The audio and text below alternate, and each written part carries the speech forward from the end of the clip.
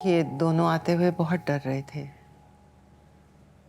मैंने सोचा एक बार चल के मनाने की कोशिश तो करनी चाहिए।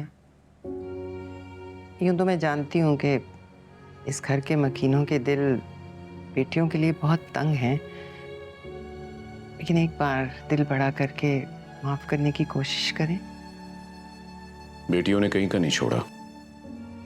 माल बचाएं या इज्जत कुछ समझ नहीं आता।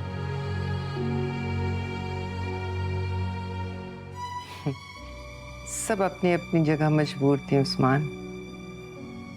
हर बार उनकी मोहब्बत पलड़े में तोली गई और हर बार हल्की पड़ गई। आपके खाविंद आ गए? उन्हें पता है कि आपने भाई की बेटी को बहू बनाया है? नहीं, अभी नहीं। इन्हें इतना इत्मीनान में देख के भी आपको यकीन नहीं आया? बस कर दो तुम दोनों, बस कर दो। खासतौर से उस्मान, तुम तो चुप हो जाओ।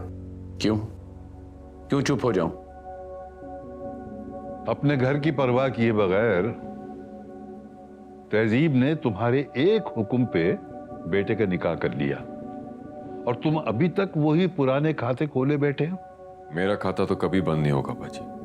कम से कम आप मुझे तो चुप नहीं करा सकते।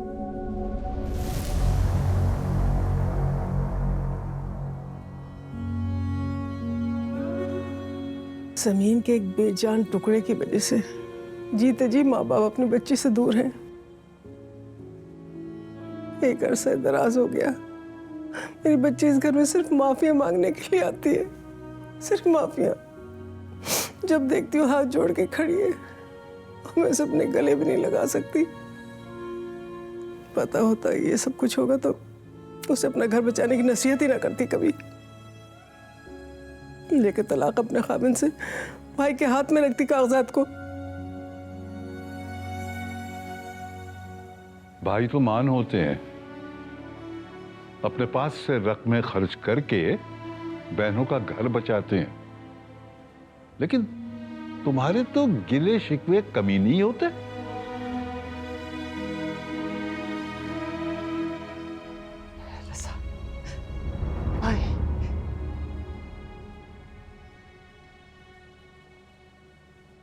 ये मुझसे नहीं हो पाएगा।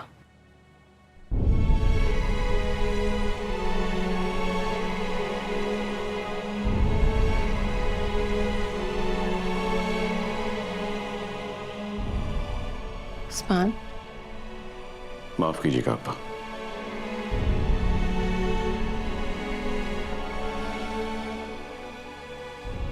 बेटा तुम यहाँ आ जाओ हमारे पास।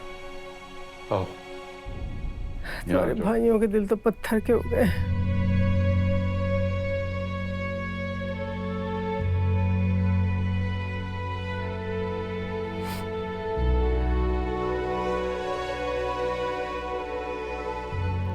चंद ही तो बातें थी अब्बा, पहले क्यों ना कहीं। तुमने सुरखरूही कल किया है। वालिदैन को मुंसिफ भी तो होना होता है ना। नाहक करने वाले जो वालिदैन होते हैं उन्हें अपना बुढ़ापा बेइज्जती और तन्हाई में काटना पड़ता है। देखो मेरी जान, तुमने अपने भाई का मान रखकर बहुत बड़ा काम किया है। तुमने उसको रुसवाई से बचा लिया है बेटा, वरना उसकी बेटी ने तो उसको रुसवाई के दलदल में धकेल ही दिया था। देखो बच्चे, जमाना बाहर से नहीं घर से शुरू होता है और हर इंसान को सर उठा के जीना पड़ता है। मेरा कोई कसूर नहीं है। चुप, बिल्कुल चुप, बिल्कुल चुप। गलती हमारी है, हमने तुम्हें तुम्हारी माँ के हवाले किया। हमने शराफत में तुम्हें उसको दे दिया और उससे उम्मीद ये बांध ली कि वो खानदानीपन का मुजाहरा करेगी। हम शायद ये भूल गए थे कि खानदानी होने से पहले बच्ची को शरीफ शादी भी होना पड़ता है। सिर्फ इसी तरह से वो अपनी इज्जत को महफूज रख सकती है।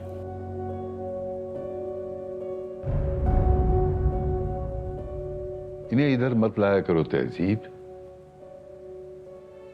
उस्मान की आंखों में बड़ा गर्व है अपनी बेटी की बेवफाई का।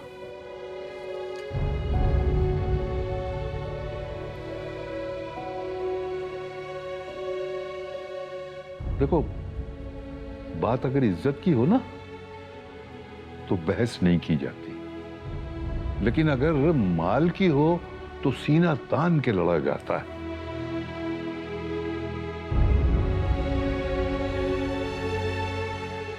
शफीरा बेगम, अजान हो गई? जी हो गए अजान। अम्मी चलते हैं। मैं भी निकलती हूँ, घर जाके कॉल करूँगी। नहीं नहीं तहजीब, तुम यहाँ थोड़ी देर मेरे पास बैठो, मैं जी भर के तुम्हारी शक्ल देखना चाहती हूँ।